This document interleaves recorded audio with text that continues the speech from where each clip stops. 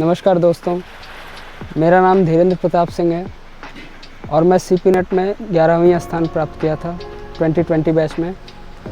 आज मैं आप लोगों के सामने बॉटनी सेक्शन का प्लांट फिजियोलॉजी के थोड़े टिप्स दूंगा जो आपको सीपी नेट में मदद करेंगे इस बार के एग्ज़ाम में। जैसे कि प्लांट फिजियोलॉजी में पूरे 5 चैप्टर हैं। ट्रांसपोर्ट जिसमें सबसे पहला है, आप ट्रांसपोर्ट में सबसे पहले पढ़ सकते हैं।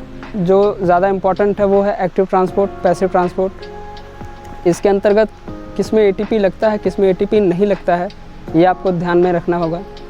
एक्टिव ट्रांसपोर्ट में जैसे कि एटीपी लगता है, पैसिव में नहीं लगता है। पैसिव फिर से आगे चल के 2 प्रकार में हो जाते हैं, जिसमें से आता है आपका डिफ्यूज़न और फैसिलिटेड डिफ्यूज़न। उसमें भी आपको देखना कि पोर्ट्स कैसे कैसे यूज़ होते हैं, जिसमें यूनिपोर्ट हो गया, सिमपोर्ट हो गया या एंटी पोर्ट हो गया। आप इनको देख सकते हैं, ये मदद करेंगे आपको। इसके बाद आता है कि ऑस्मोसिस और प्लाज्मोलाइसिस। इसको भी आप देख लेंगे, प्लाज्मोलाइसिस में क्या होता है, ऑस्मोसिस में क्या होता है, उसका डेफिनेशन आपको इम्पॉर्टेंट है। इसके बाद टाइप ऑफ सोल्यूशन भी देख सकते हैं आप, आइसोटोनिक सोल्यूशन, हाइपरटोनिक सोल्यूशन और हाइपोटोनिक सोल्यूशन। इस पर बेस्ड आपको न्यूमेरिकल भी आ सकते हैं। कभी कभी दे देता है 2 सेल को दे के और फिर इसके बीच में पूछता है कि मूवमेंट कैसा होगा मॉलिक्यूल्स का।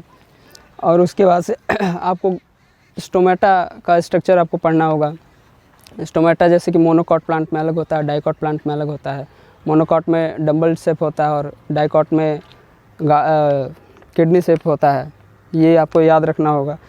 इसके बाद से नेक्स्ट चैप्टर आता है मिनरल एंड न्यूट्रिशन, जिसमें हाइड्रोपोनिक्स एक सॉइललेस कल्चर जिसको बोलते हैं, उसके एग्जांपल आप देख सकते हैं। ये बहुत इंपॉर्टेंट है। इसका साइंटिस्ट भी कभी कभार पूछ देता है, जिसको जूलियन वॉन सैक ने डिस्कवर किया था। इसके बाद आता है उसी चैप्टर के अंतर्गत नाइट्रोजन साइकिल। नाइट्रोजन साइकिल में एटीपी कितने लगते हैं, कौन कौन से बैक्टीरिया इंक्लूडेड होते हैं, ये सब आपको ध्यान रखना होगा। इससे भी कई बार क्वेश्चन पूछे जाते हैं। इसमें नाइट्रोबैक्टर हो गया, नाइट्रोकोकस हो गया, थियोबैसिलस हो गया, ये सारे बैक्टीरिया आप देख लेंगे। इसके बाद जो 2 चैप्टर आते हैं प्लांट फिजियोलॉजी में, वो बहुत इंपॉर्टेंट है। वो है फोटोसिंथेसिस और रेस्पिरेशन। फोटोसिंथेसिस और रेस्पिरेशन सबसे इम्पॉर्टेंट चैप्टर इसलिए बोला जाता है क्योंकि इसके कंटेंट बहुत ज़्यादा हैं। इसमें आपको साइकिल्स, कई तरह के साइकिल्स देखने को मिल सकते हैं। ग्लाइकोलाइसिस है, क्रेब्स साइकिल है, एटीएस साइकिल है। लेकिन आप अगर कर पाएँ तो ही साइकिल को याद कीजिएगा, क्योंकि ज़्यादा इम्पॉर्टेंट है नहीं। आप इसमें से वो चीज़ों को याद कीजिएगा, जैसे कि फर्स्ट प्रोडक्ट उस साइकिल में क्या बनता है, कितने एटीपी बनते हैं, कितने एटीपी यूज्ड होते हैं, ये ज़्यादा मैटर करता है। और क्वेश्चन सीधे आते हैं तो आप रट के भी काम चला सकते हैं। इसमें साइकिल पे मैं फिर से बोल रहा हूँ, आपको ज़्यादा ध्यान देने की ज़रूरत नहीं है। अगर आप कर सकते हैं तो बहुत अच्छी बात है, अगर नहीं कर पाते हैं तो घबराने की बिल्कुल भी ज़रूरत नहीं है।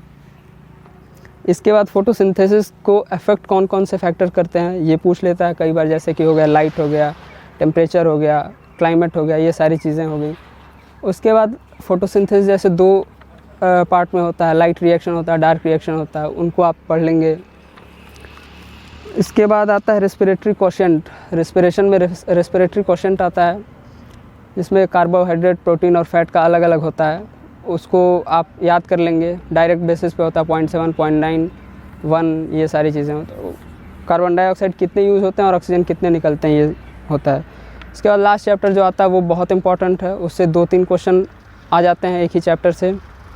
वो है plant growth regulator. Plant growth regulator 2 तरह के होते हैं, एक होता है प्रमोटर और एक होता है इनहिबिटर। जैसे कि ऑक्सिन हो गया, जिबरलिन हो गया, साइटोकाइनिन हो गया, ये प्रमोटर में आते हैं। इसके बाद इथाइलिन गैस हो गया, ये इनहिबिटर में आते हैं। तो इसके एग्जाम्पल आप पढ़ लेंगे। एनसीईआरटी बेस्ड आपको पढ़ना है, बाकी समय बहुत कम है आप लोगों के पास, तो वो सारी चीज़ें रिवाइज़ कीजिएगा जो आपने पढ़ रखा है। और सीपी नेट में ज़्यादा घबराने वाली बात नहीं है, क्योंकि माइनस मार्किंग नहीं होती है, तो आप अच्छे से कर सकते हैं। Best of luck.